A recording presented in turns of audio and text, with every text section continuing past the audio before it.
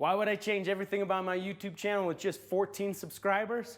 Plain and simple, it wasn't me. I was trying too hard. I thought it would be cool to ride the coattails of Daily Driven Exotics and call my channel Daily Driven Vintage and drive old cars. And I have nothing against the guys at Daily Driven Exotics. I think they make great content and I very much so enjoy their content. But it's not me. I'm not a copycat. I can't ride their coattails because I just couldn't get behind that. I needed something that was plain and simple me. And that's when it occurred to me I can reuse one of my favorite logos I ever designed when I was in college for this channel. Here it is. Through, thick, and thin. I love it. It's one of my favorite logos I designed. And if you're a keen observer, you might have noticed this is not a 1946 Dodge. You are correct. This is not a 1946 Dodge. This is a 1969 Dodge D100. And that's because I messed up, plain and simple. I stretched a tape measure cavalierly and said, yeah, absolutely. A 1946 Dodge will work great on this driveline. I was dead wrong. I wrenched, I thrashed, I tried as best as I could, and it was gonna work, but it wasn't gonna be the right project. It was always gonna feel a little bit ragtag together and not the way it should be. That's when me and my mom, because she's the one that's partnering with me on this project, because she's the best mom ever. I don't care who your mom is. She's not as good as my mom. That's when we hit the drawing board and said, what can we do to make this work better?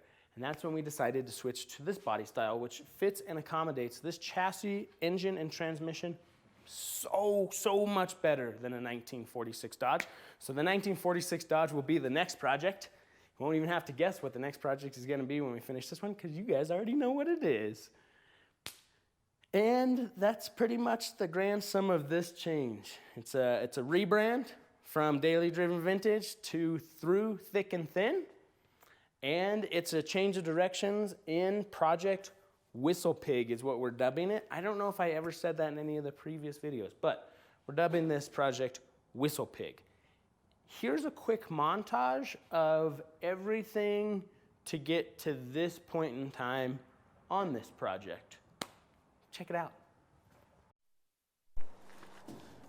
Need some poses or something? Here we are in Cheyenne, Wyoming with the new donor for Project Whistle Pig.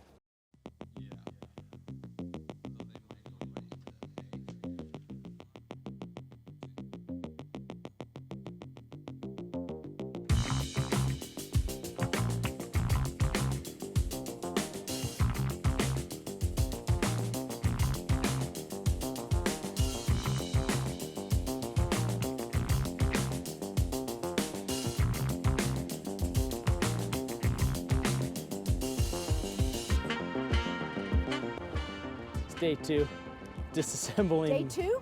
Day 2. I wrenched on it on Saturday a little bit, but it was so cold. I think I was about 2 hours out here, and then I went and got in the hot tub. But yeah. What are we gonna do about the flat tire? You know, I've heard great stuff. Great stuff? Oh, yeah, that green stuff you put in there? Uh-huh, oh, yeah. Good. It's what the military's using these days for their run flats. And I see you have the saw of choice. Yeah, that's tool of choice. the motivator, the disassembly motivator, because these old cars, they seem to put so many of them together with Phillips head fasteners and flat head fasteners that as soon as they get rusty, they're just basically impossible to get apart. So you looked on YouTube how to get the fenders off. I have not found a single person on the internet that has any pointers on how to take these fenders off. I can figure out most things pretty easily. This was pretty simplistic, you know, every one of these holes had a bolt in it. You had to get under the battery tray for a few, but I have no clue what's holding this fender on. There must be something inside or something. Or what do you think? No, not quite yet.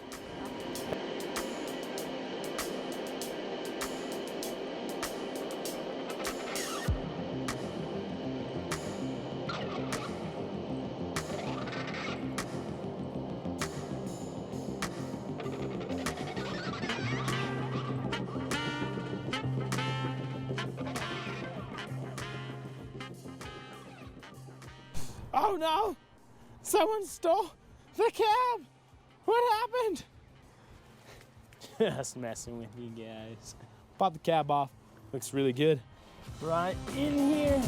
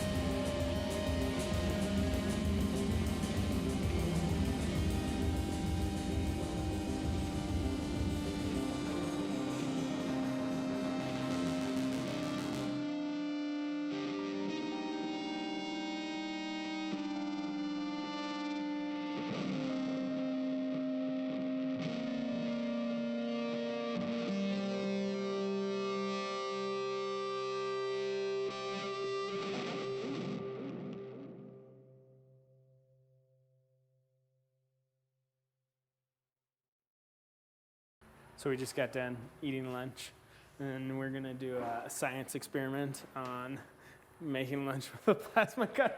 What should we cut first, bread or a piece of chicken? Let's cut the bread in case the chicken smells bad. We can leave. Then we can leave. We've got not a plug, but whole wheat grain. Whole grain? That looks really healthy. I don't eat that stuff. It's kind of concerning on how long it takes this bread to mold, actually. Oh. So I'm not maybe sure. Not so healthy. I'm not sure how healthy it actually is. And so we have it identified. We should raise the z-axis. The head is touching. Do you want it touching? No, raise the It'll probably z-axis. just totally annihilate it if you don't Oh, make it a little further away. It is like 80 psi of air. Do you have a fire extinguisher? Yeah, there's one way over there. Do you need one? No, it won't light on that fire So we're that cutting bad. the bread first. Yeah, do you want the glasses? You should wear them because you're being filmed. Okay. You know, it's like, yeah. Oh, I don't care about that. Okay, what are we cutting? What shape are we cutting? This is what we're cutting, some brake tabs from the rat rod. Okay. It was something that was small and would fit on there. Piece of bread? Piece of bread. The last press we were cutting were huge. Let's see how this goes.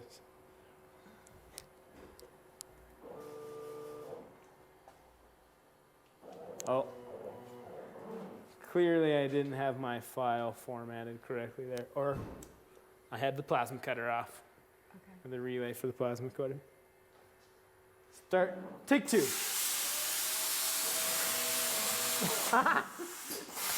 It's not conductive enough.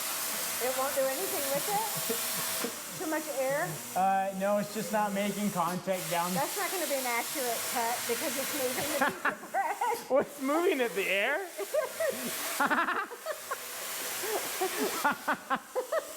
That's hilarious.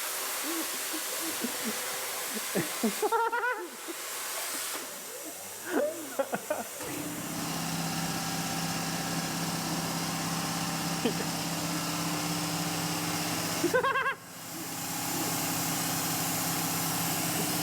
piece of toast! Yummy! You know how bad that would taste? It looks like you got hit by lightning. You could carve Jesus in there and sell it on eBay for $1,000. It smells good. It doesn't smell as bad as you would think. Yeah. Now the meat. A piece of chicken now.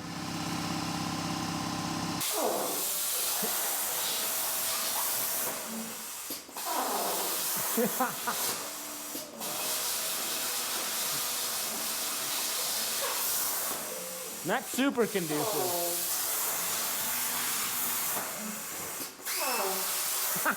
sounds like it's farting.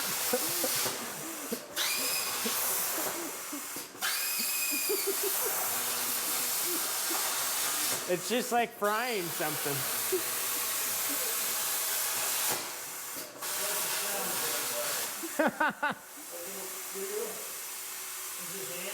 It's chicken. Chicken. Put Go it on look, the bread. zoom in on that. How'd it do? Oh, I can totally see those shapes in there. Mm-hmm. Not. Those are those brake tabs Those are the brake tabs? Mm-hmm. Oh, yummy. right there. It's a shop certified sandwich. Eat it. There's no way. We put it outside for the coyote? Yeah, that's a good call. It clearly affects the plasma cutter's ability to cut steel.